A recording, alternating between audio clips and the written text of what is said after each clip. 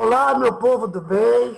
É com muito prazer que eu recebo o pré-candidato a prefeito de Ribeirão Preto, Antônio Alberto Machado, aqui na minha prosa político-poética. Antônio Alberto é promotor aposentado e professor de Direito na Unesp.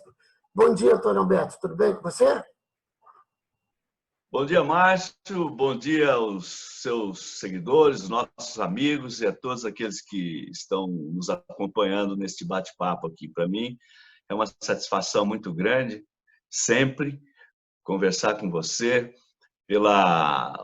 por toda a sua história, sua bagagem, sua inserção no campo da cultura, no campo acadêmico. Eu sempre saio ganhando quando converso com você, Márcio. Obrigado. Tenho certeza que dessa vez quem vai sair ganhando sou eu. Vou aprender muito com você hoje nesse bate-papo.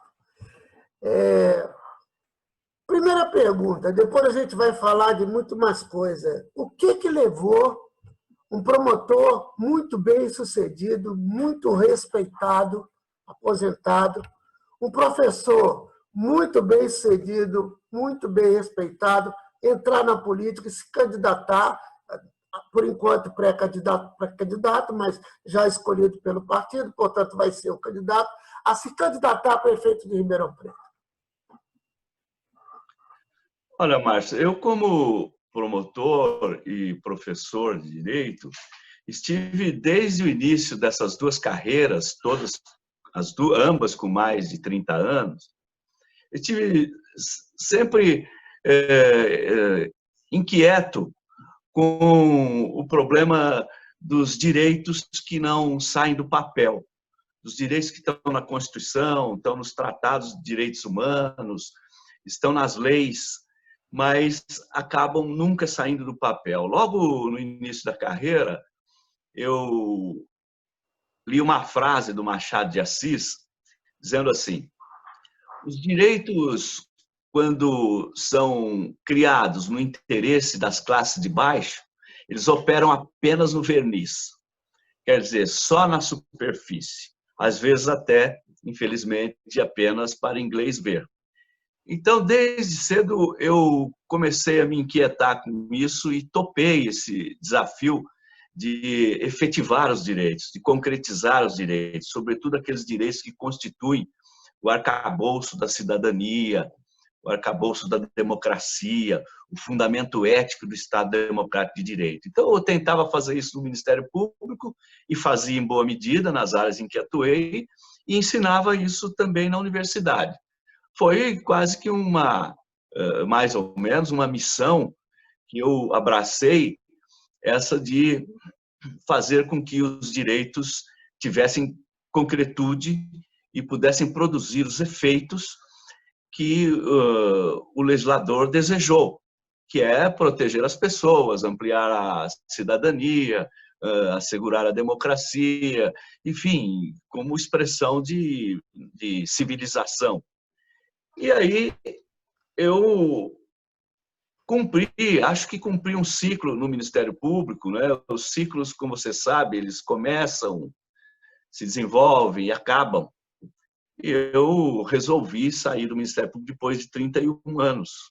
Quando eu saí, algumas pessoas entenderam que eu poderia continuar fazendo na política aquilo que eu fazia no Ministério Público, ou seja, a luta por direitos. E direitos daqueles que precisam do direito, daqueles que precisam do Estado, dos que precisam da política. A princípio, eu recusei esse convite, né? Eu queria pensar um pouco, descansar um pouco, mas me fizeram ver que seria coerente que eu continuasse lutando por tudo que eu fiz e por tudo que eu falei, escrevi, ensinei na universidade. E uma das coisas que eu ensinei é que o conhecimento depende da ação. A chave do conhecimento é o agir humano. Então, eu sempre fui tocado também por essas ideias, e aí eu comecei a pensar, olha, de fato é verdade, se eu não agir, se eu não continuar agindo, não continuar atuando, eu vou perder, inclusive, o conhecimento e a possibilidade de intervir na realidade. E aí eu vi que na política eu poderia fazer até mais, né, do que no sistema de justiça, em prol daqueles, como eu disse, que precisam do direito. Né? Eu fico muito feliz que você tenha topado. Eu fiz parte um pouquinho desse coro que foi te empurrando para isso, e eu tenho certeza que, se você lograr êxito nessa candidatura, a cidade vai ganhar muito.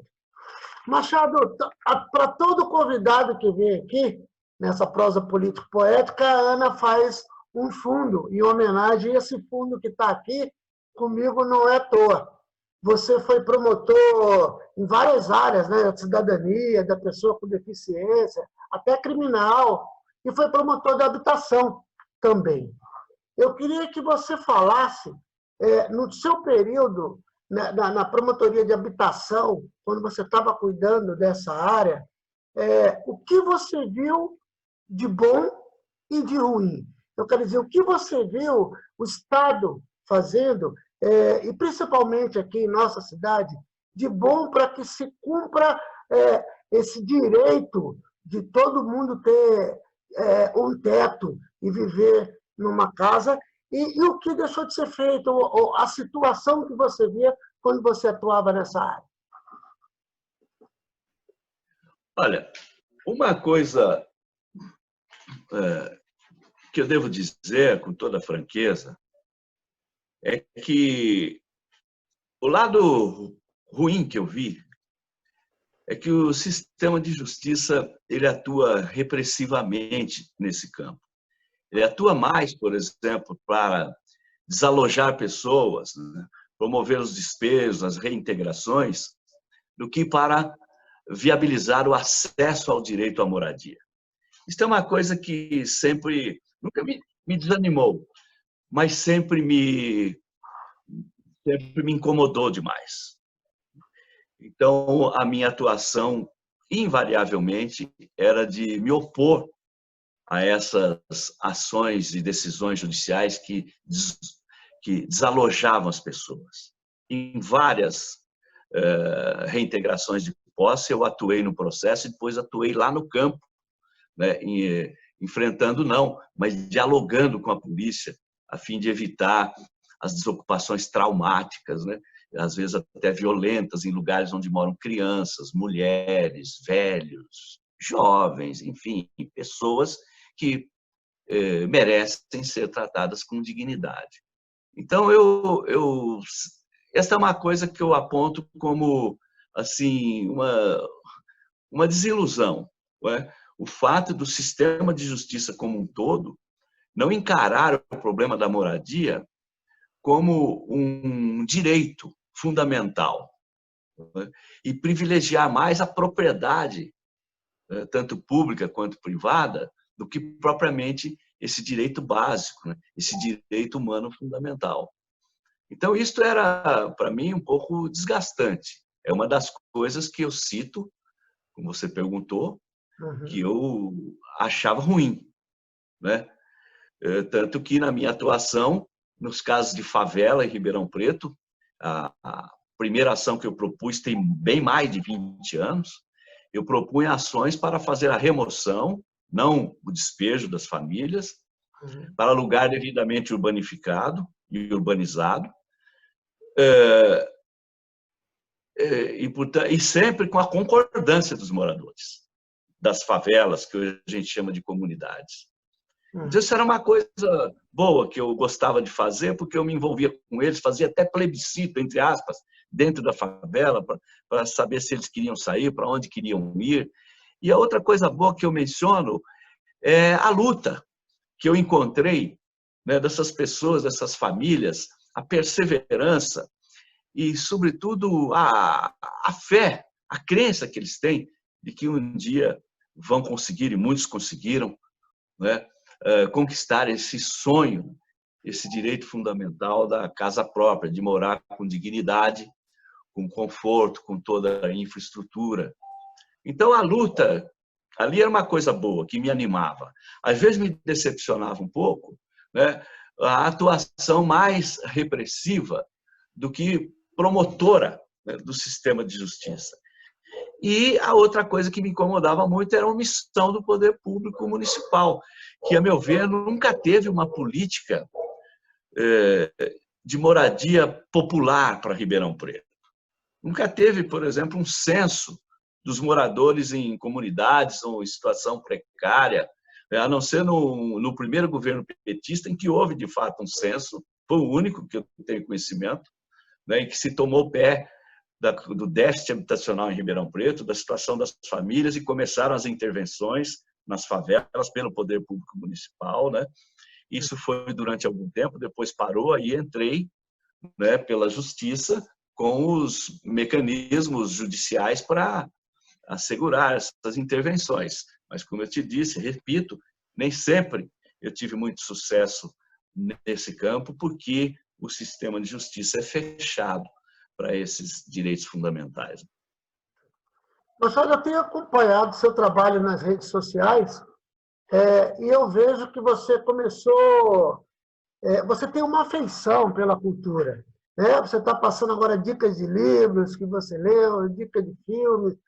No caso de você ser eleito, essa afeição vai transbordar para a sua administração, essa afeição pela cultura? Eu sei, eu tenho, Márcio, você também, eu vejo também a sua atuação, Eu tenho a convicção de que a cultura é que garante a nossa humanidade, É que humaniza as pessoas e garante a nossa humanidade. Você vê que no nascedouro da humanidade, quando o homem sai das cavernas e vira Homo sapiens, ele já sai produzindo cultura. Então, se há um instrumento, uma ferramenta, a meu ver, que a humanidade dispõe para afastar, para enfrentar a barbárie, é a cultura.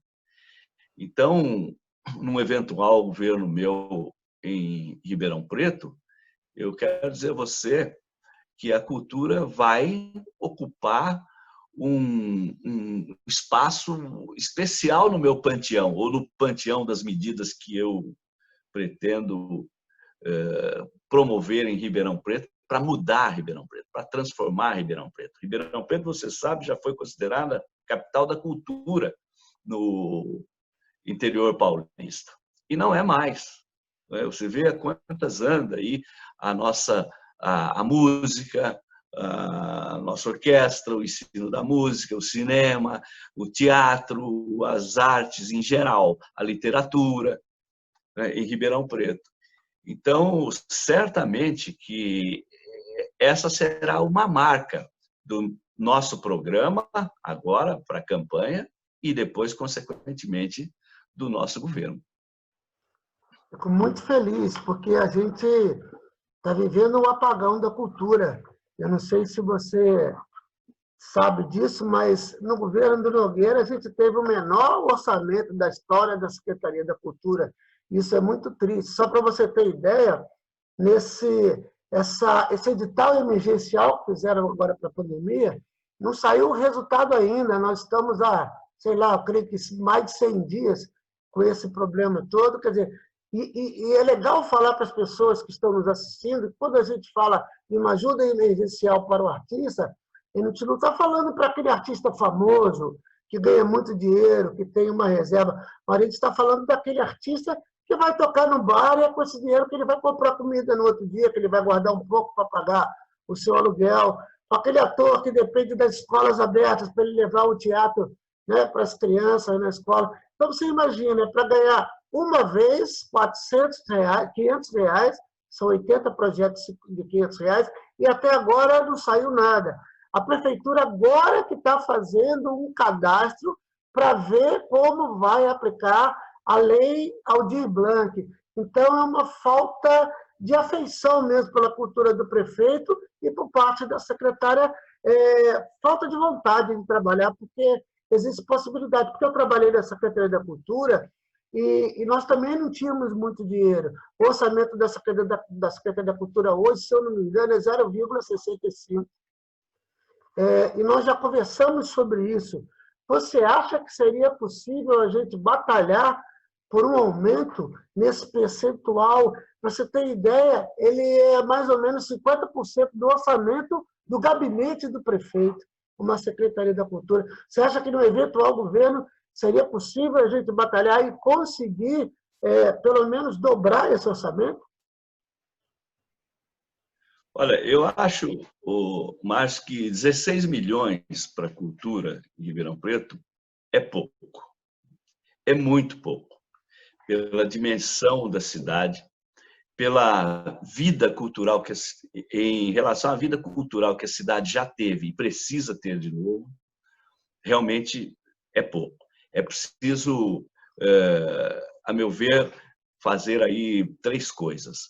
Primeiro, como você já sinalizou, batalhar para o aumento absoluto desse número dentro do orçamento de Ribeirão Preto. Há como fazer crescer o orçamento de Ribeirão Preto em termos gerais e, portanto, há como destinar mais verba para a cultura em Ribeirão Preto, desde que se corrija algumas distorções tributárias no município. Segundo, é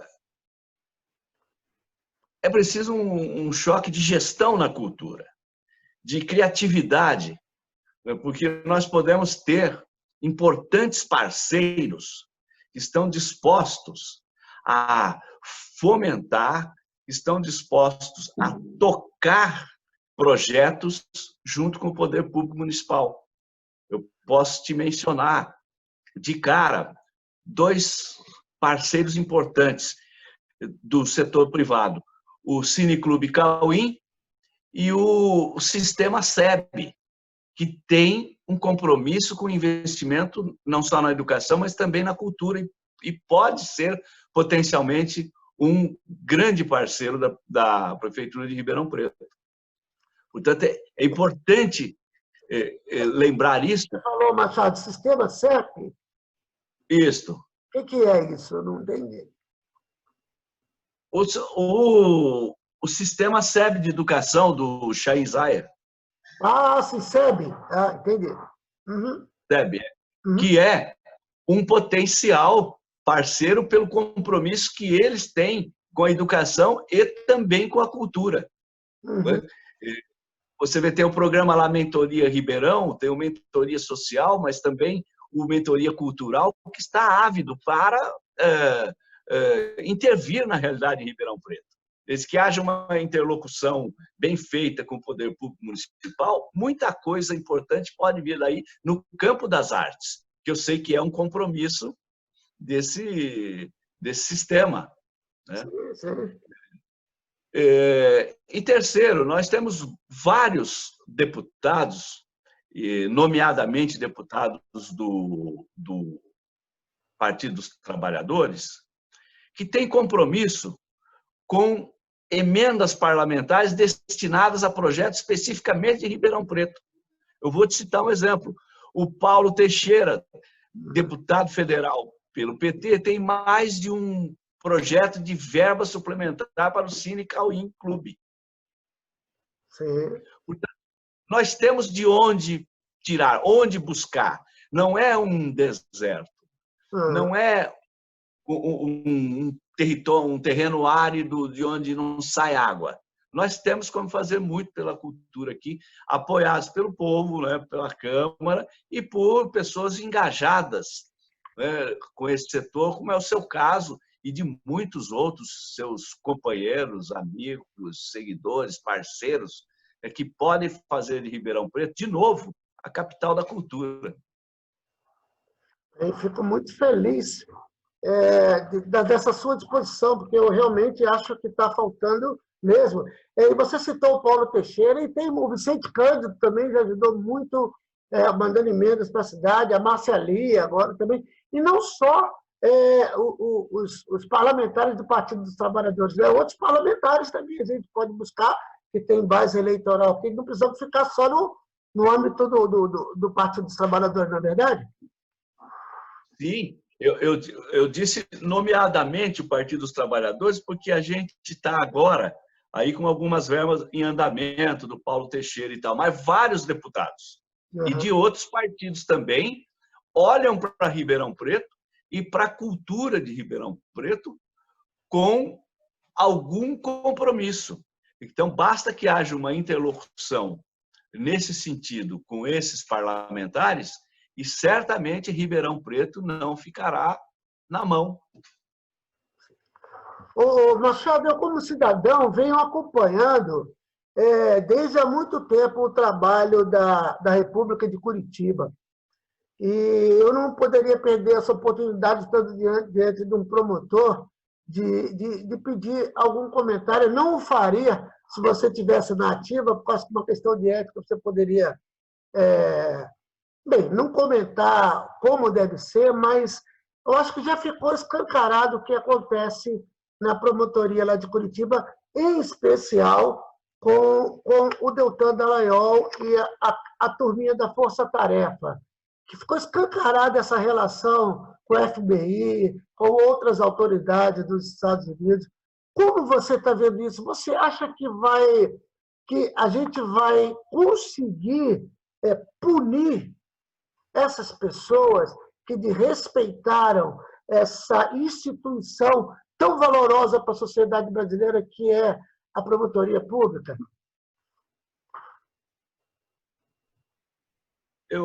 Olha, Márcio, essa situação da chamada República de Curitiba, força-tarefa da Lava Jato, a meu ver, foi o que de pior poderia ter acontecido para o Brasil.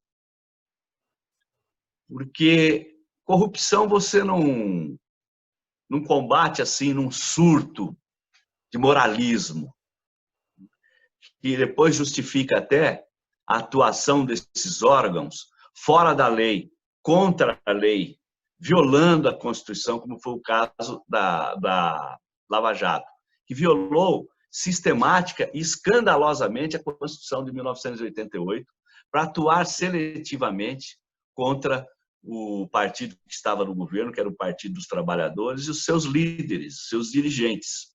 Isto é algo que ficou absolutamente escancarado. Tanto as ilegalidades que a Lava Jato cometeu são inúmeras, nós ficaríamos aqui o dia inteiro se eu fosse nomear cada uma delas, né? Mas ficou escancarado tanto as ilegalidades quanto a seletividade. Basta lembrar que quando o Ministério Público de Curitiba houve por bem investigar o Fernando Henrique Cardoso, o senhor Sérgio Moro abafou a investigação sobre o argumento de que o Fernando Henrique poderia ser um aliado da Lava Jato. Uhum. Só isso já bastaria só esse episódio já bastaria para desvelar, descarnar, comprovar a parcialidade, a seletividade da Lava Jato e invalidar todas as suas decisões, seus processos.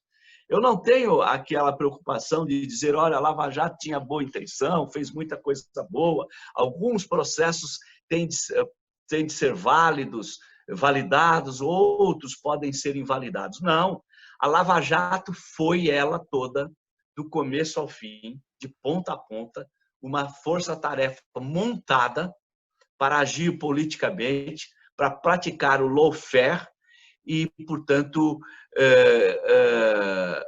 fora dos limites institucionais em que deve atuar o Ministério Público e o Judiciário.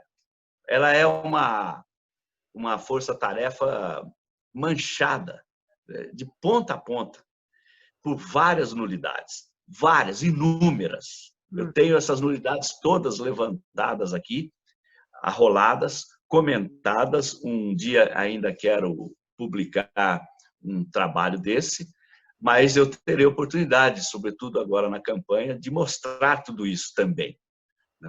Agora, você me pergunta se eles serão punidos. Márcio, eu acho difícil, porque todas essas ilegalidades a que eu me referia, toda a seletividade da Lava Jato, que violou, que criou uma crise não só institucional, mas também econômica e política, né? Haja vista que essa força-tarefa aplainou o caminho que levou à presidência da República um genocida, um homem que não tem compromisso com a gestão pública, que não tem compromisso com o povo, que não tem compromisso com a vida, cujo compromisso é só com a sua reeleição e com aqueles que lhe dão sustentação, muitos deles criminosos. Mas eu ia te responder, eu acho difícil essa punição, a não ser uma punição leve, né? Daquelas para inglês ver também, porque os órgãos superiores, tanto da justiça quanto os órgãos censores, estiveram até bem pouco tempo muito coniventes com tudo que se fez na Lava Jato. Estiveram muito complacentes. Em algumas situações foi mesmo conivência, parceria. Portanto, esses órgãos superiores estariam encarregados de punir os excessos da Lava Jato, no passado foram coniventes com esses excessos. Portanto, agora acho difícil que eles possam exercer essa tarefa censória e de punir aqueles que cometeram as graves ilegalidades cometidas dentro da Lava Jato. Quero chamar a atenção, por último, para um fato.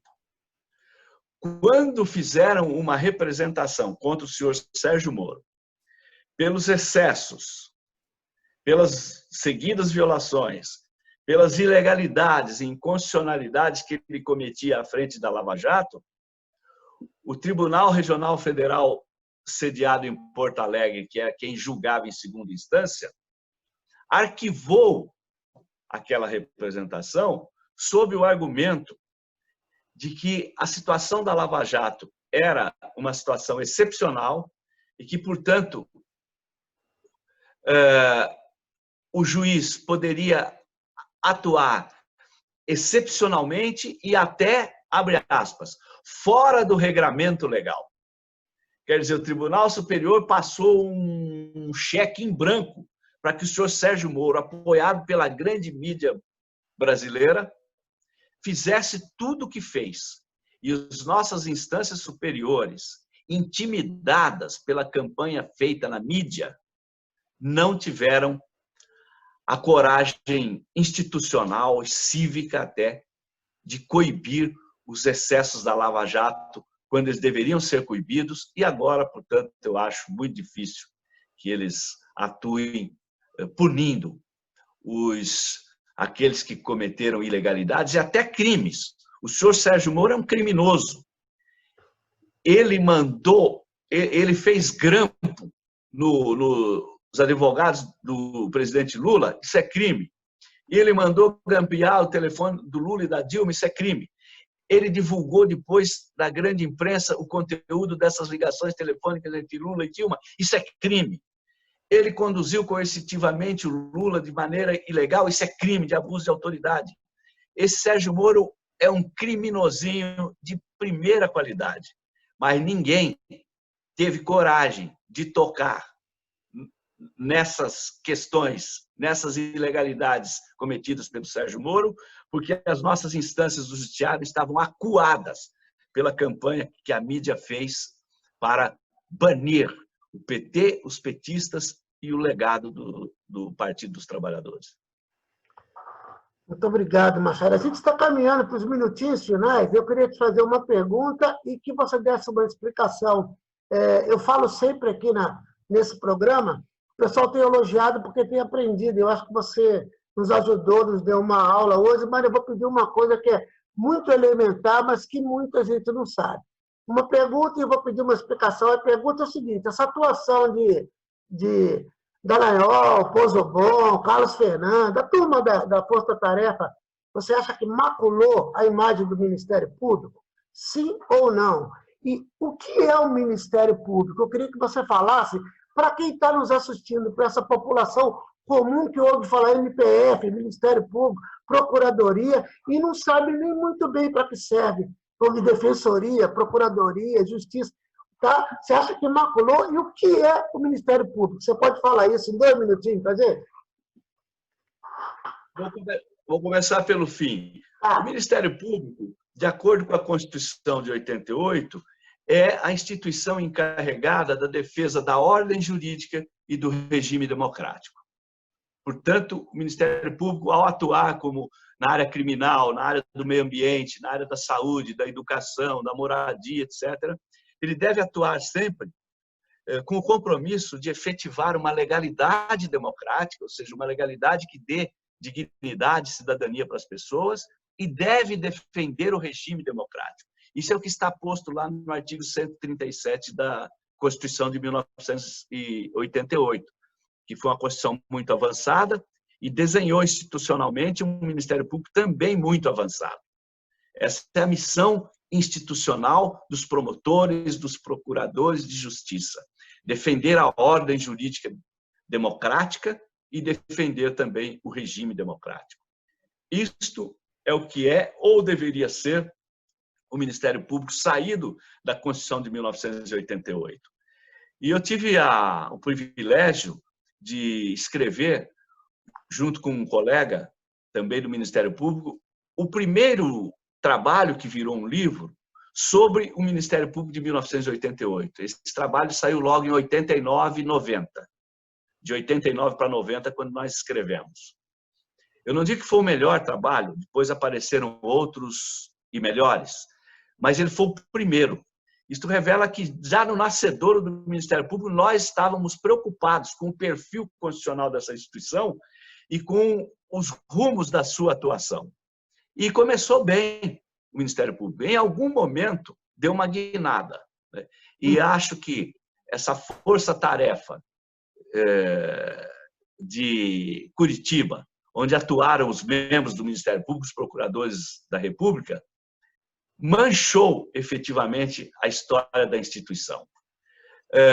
Fez com que ela perdesse boa parte da sua credibilidade, porque nós vimos procuradores de justiça combinando os trâmites do processo com o juiz de direito, nós vimos procuradores de justiça utilizando indiscriminadamente delações premiadas obtidas sob tortura psicológica de prisão ou de ameaça de prisão. Nós vimos procuradores de justiça assinando denúncias vazias. A denúncia contra o Lula é uma denúncia vazia, feita com base naquele PowerPoint que o próprio Dallagnol disse que foi mal feito. E eles próprios procuradores disseram na ocasião que não tinham provas contra o Lula, tinham só convicção. E levaram até o fim uma acusação a respeito da qual eles não dispunham de prova nenhuma.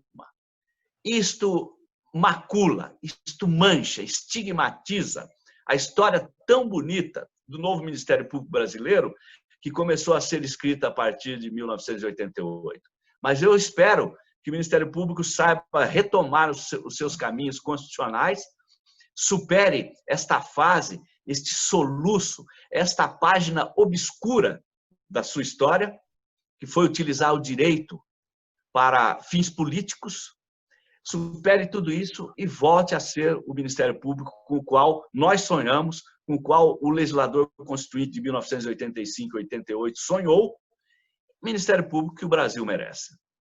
Machado, eu quero agradecer a sua participação, a sua solicitude e essa aula de cidadania e de direito que você deu para a gente. Tá? Espero sucesso nessa nova empreitada e que a gente possa se encontrar pelo caminho e que você alcance o Palácio Rio Branco. Muito obrigado, tá, meu amigo? Eu que agradeço, Márcia, essa oportunidade. Quero dizer a você que para mim é uma honra e um privilégio lutar, caminhar ombro a ombro com você, que é também pré-candidato a vereador em Ribeirão Preto. E quando eu tenho essa oportunidade de ouvi-lo, de ver a sua experiência, sua bagagem, mas, sobretudo, o seu compromisso com uma cidade melhor, mais democrática, mais inclusiva, eu me sinto fortalecido e, portanto, digo de boca cheia, de peito aberto, que para mim é uma satisfação, mas é também uma honra, é ainda um privilégio poder lutar junto com você. Obrigado, meu amigo. Até uma próxima oportunidade. Muito obrigado.